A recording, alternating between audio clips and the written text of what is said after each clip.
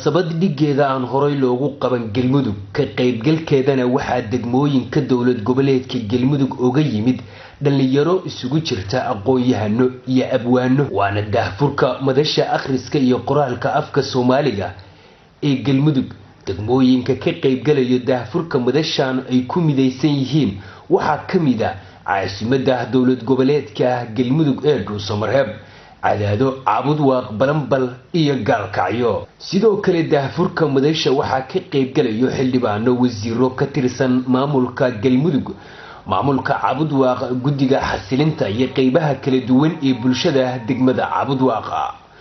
madaxa arrimaha bulshada maamulka cabud waaq Muuse Inji ayaa ugu horeyn kulanka daahfuray way iska kaashanayaan aqoon-yahano fara badan sidaad caawayta xafladan ku arki doontaanba xafladatan waxaa ka soo qayb galay 5 degmo oo ka tirsan dowlad goboleedka Galmudug xafladda furitaankeedii oo ku saabsanaa madasha qoraalka iyo akhriska way noo furan tahay cid kaste oo ku shaqada leh oo mataqaana halkaan laga soo jeedinayana mataqaana barnaamijka way ka qayb gali doontaa hadafka guud waxa weeye in dhidibada loo aaso madasha akhriska iyo qoraalka agaasimaha guud ee madasha akhriska iyo qoraalka Nasteex Aadan Cabdi Nasteex Qabyaaladiid iyo sidoo kale Mahad Maxamed Cabdi Samad oo kamid ah aas-aasayaasha madasha akhriska iyo qoraalka ayaa ka warbixiyay faa'iidada ay bulshada u leedahay waxay ku bilaabatay fikirka markii uu horeeyay laba qof aniga iyo ustaad la yiraahdo Saad Aadan Umar Xirsi oo ka wada tirsan bahda jaamacadda ummadda Soomaaliyeed dabcan fikirkaas markaas ka jaamacad ahaan muuse ahayn laakiin kan wuxuu ahaa dhalinyaro ahaan iyo aqoon-yahan deegaanka fikirka markii aan soo bandhignay oo arkayna baahi weyn ee deegaankan ka jirto akhriska iyo qoraalka iyo maktabadaha guud in maartay waxa way si guud looga hirgeliyo degmada ayaan u soo bandhignay bulshada qaybaheeda kala duwan way nala qaateen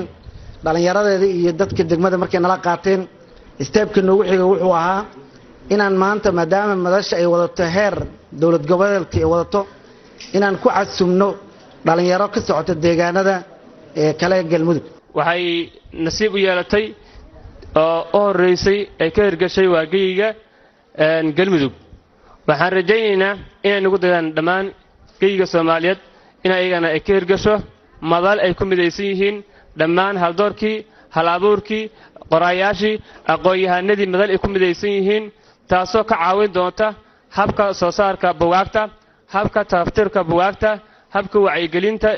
aqoonta iyo tacliinta si kor loogu qaadi lahaa ayagoo sameyn doona shaqooyin aad fara badan aan ku xisdoonin laakiin mishinkooda iyo fishkooda ku jiri doona dhammaan degmo aan rajayn doono inay uga soo ifbaxdo lagana dareemo marti sharaftii ka qaybgalka munaasabadan uga timid Dhuusamareeb cadaado gaalkacyo iyo sidoo kale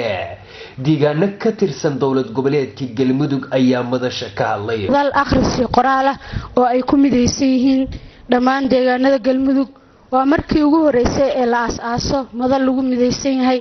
runtii waxaan rajaynaynaa inay noqoto madal lagu dayan doono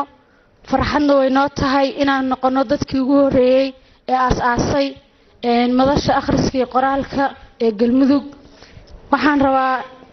عوض أقوى إحنا قطعويدي أغرسي قرالك بعدما فكر كان وسجرين هران وجرين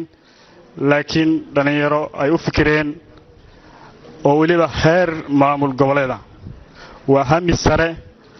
أو هيكس في عنو كجرو. sidoo kale akhriska waxa uu muhiimad leeyahay in bulshadu ay ku tartanto akhriska oo bulshada iska dhexgalkeedu uu bato inteena maanta halkan isugu nimid munaasabadan ka soo qayb galnay way yareed qofka kale la xiriiri lahaa ama la xiriiri jiray wayna yareed qofka kale ka warqabay ama yaqaanay laakiin hadda kadib waxayna midaysa madasha akhriska oo dhammaan naadiyadii akhriska ee ka dhisnaa Galmudug ay ku midoobayaan oo isugu tagayaan madasha macaawil raba halkan in lagu daafuro markaan iska warsanay aasaasayaashii iyo dadkii juhdiga badan ku soo baxshay waxaan ku heshiinay in dhidibada loo aaso cabud waaq looga dhigo maadaama ay curinteeda lahaayeen ayadana waxaan u sheegaynaa reer cabud waaq inay adkeeyaan oo lala garab galo aysan noqon xaflad hameen laga qayb galay madaxda loo samay doono iyo dadkii fikirkaas curiyaba in la garab istaago mas-uuliyiintii ka soo qayb gashay madasha oo isugu jira wasiiro xildhibaano iyo guddiga xasilinta ayaa iyaguna ka hadlay bogaadiyeyna faa'iidada ay u leedahay dhalinyarada iyo dhammaan bulshooyinka dowlad goboleedka galmudug. Mawlid Jaamac Faarax Mawlid Galwaaq TV-ga dowlad goboleedka galmudug magaalada Cabudwaaq.